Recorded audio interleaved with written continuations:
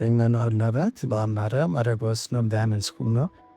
కాబట్టి దేవుని ప్రజలకు విశ్రాంతి నిలిచి ఉన్నది. హెబ్రీ 4:9.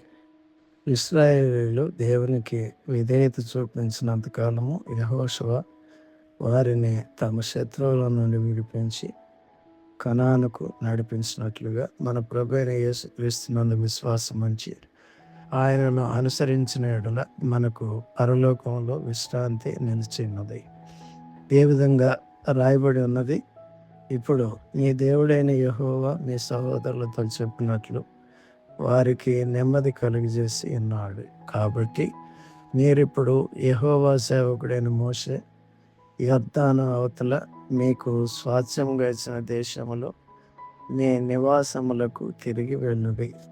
అయితే మీ పూర్ణ హృదయముతోనూ మీ పూర్ణ ఆత్మతోనూ మీ దేవుడైన యెహోవాను ప్రేమించుచు ఆయన మార్గములన్నిటిలో నడుచుకొనుచు ఆయన ఆజ్ఞలను గైకొనుచు ఆయనను హత్తుకొని ఆయనను సేవించుచు యెహోవా సేవకుడైన మోషే మీకు ఆజ్ఞాపించిన ధర్మశాస్త్రమును అనుసరించి నడుచుకొనుడి. యెహోషువ 22:4-5 వచనాలు. ప్రభు మీ అందరినీ దీవించునుగాక. ఆమేన్.